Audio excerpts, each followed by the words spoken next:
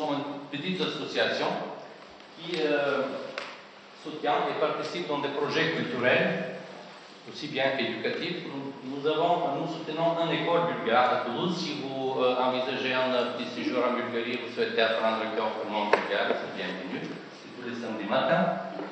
À part de cela, nous nous intéressons aussi des projets écologiques et nous soutenons toute initiative qui concerne la protection de l'environnement aussi bien en France qu'en Bulgarie et aussi bien des projets liés à la défense des droits de l'homme.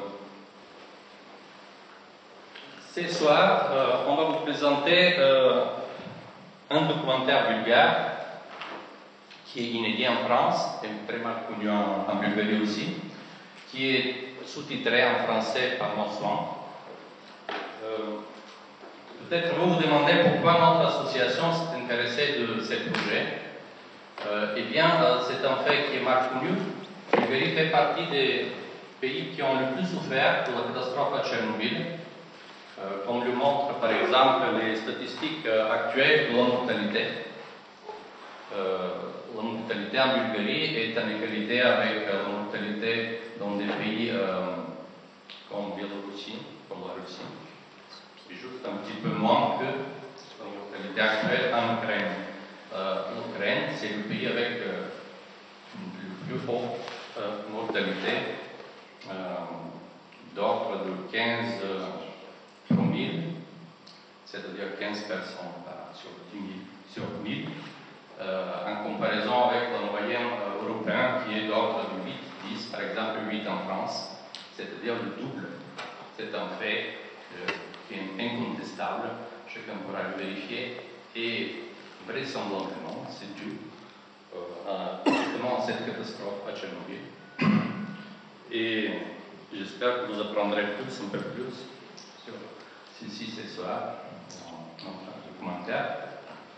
Voilà. Si nos actions vous intéressent, notamment des projets de défense de l'environnement, nous avons un projet très actuel actuellement de protection de l'île de sable sur le littoral bulgare. Stéphane va vous dire quelque chose de plus. Vous pouvez nous joindre, bien sûr, après le débat. Voilà. Donc, pour l'instant, peut-être que je passe la parole à Stéphane qui va vous présenter le déroulement de la soirée. Voilà, merci. Bonsoir à tous. Merci d'être venus très nombreux. Mine de rien, la salle a plus de 200 places, donc on est nombreux ce soir. On est 90. Je remercie d'abord mes collègues du Forum franco-bulgare qui ont aidé à la réalisation de cette soirée, notamment les traductrices. Je remercie évidemment tout le réseau d'amis, de connaissances et de nouvelles connaissances qui se sont créées à cette occasion pour diffuser cette information.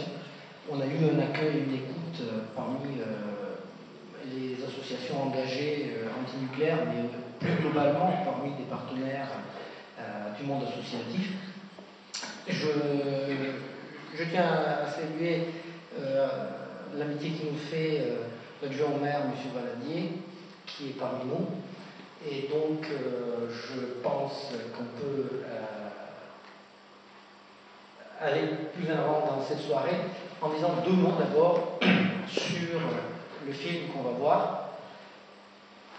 En fait, qu'est-ce qui nous a frappé, nous, franco-bulgares, c'est le parallèle, l'improbable parallèle qui existe entre la France et la Bulgarie sur l'histoire de Tchernobyl. Notamment la fameuse histoire du nuage qui s'était arrêté aux frontières. Et partant de là, on s'est dit, encore il y a quelques jours, sur la télé,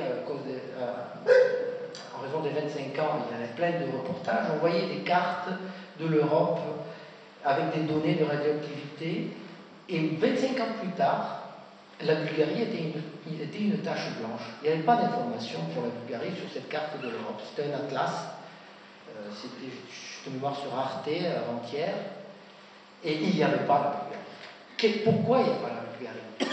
Il y avait pour tous les pays, y compris pour la France. Et en fait, pour comprendre le mécanisme du pourquoi pourquoi et ses conséquences et fait ce film. Il est fait en 90, donc il y a maintenant plus de 20 ans, peu après la chute du communisme, lorsque les événements étaient encore vivants dans la mémoire des gens, notamment des scientifiques qui ont été interviewés et que vous découvrirez.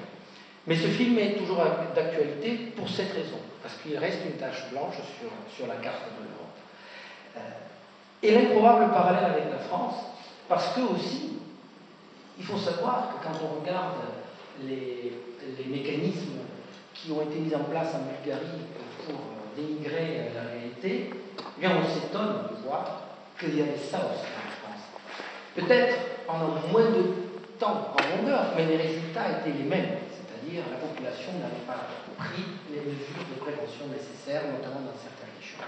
Alors, pour cette soirée, on a souhaité repartir d'abord de ce petit rappel des événements en France, avec un reportage que tous probablement ont déjà vu, d'une vingtaine de minutes, sur l'histoire justement du nuage radioactif en France.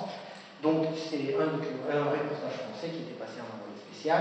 C'est en quelque sorte d'avant-goût pour se rafraîchir la mémoire, pour embrayer après sur le documentaire bulgare qui est de 27 minutes. Un mot pour ce que disait Lubomir. Notre association, qui est évidemment d'abord culturelle par essence, eh bien, est aussi une association engagée.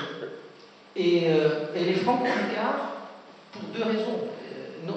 Évidemment, faire la promotion de la Bulgarie à Toulouse et sa région, ça paraît trivial, mais aussi faire porter certaines valeurs de la France là-bas en Bulgarie.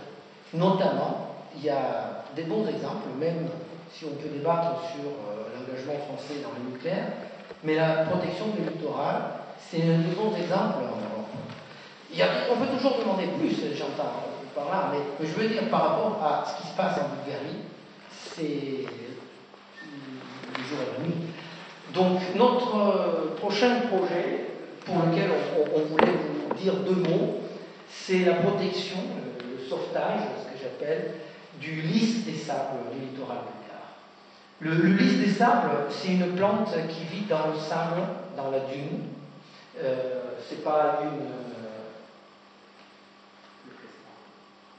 ce n'est pas une plante marine, dans le sens ça ne vit pas dans la mer.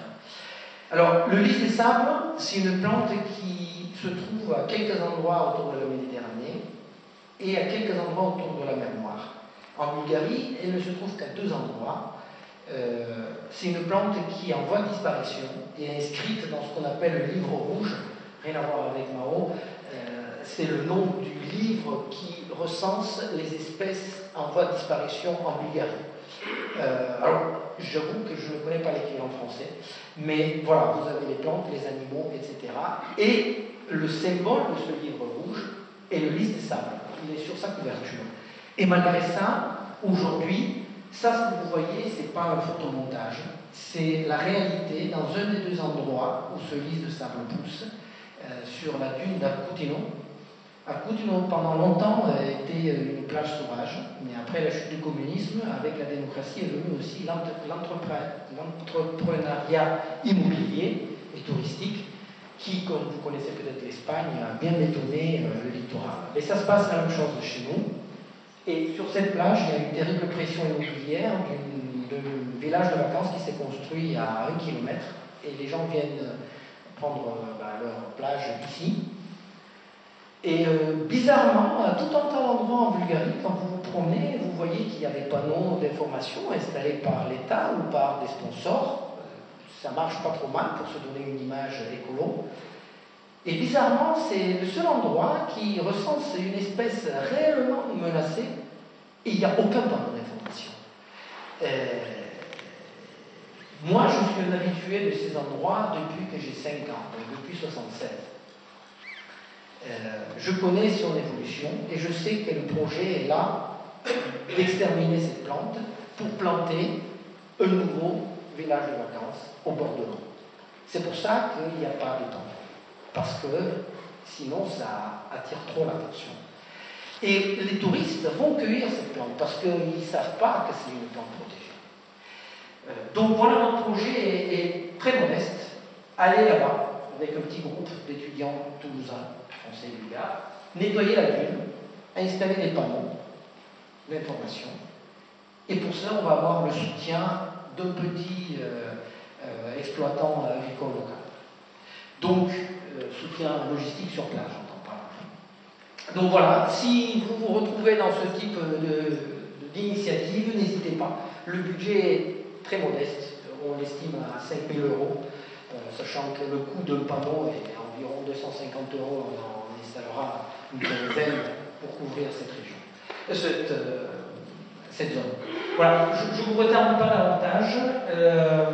Place au film. Donc d'abord le documentaire français que probablement pas mal de gens connaissent, mais pour rafraîchir la mémoire, suivi du documentaire bulgare. Et après, je vous propose de débattre autour de la question en démarrant avec quelques souvenirs personnels de nous tous. Comment nous avons vécu 86 qu'est-ce que nous imaginions à ce moment-là, qu'est-ce que nous savions et d'où est-ce qu'on le savait. Donc vous avez environ 1 heure pour réfléchir à évoquer vos souvenirs, et ceux qui n'en ont pas, parce qu'ils sont plus jeunes, peuvent porter justement ce regard, qu'est-ce qu'ils savent de Tchernobyl avec le recul du temps. Merci et à tout à l'heure.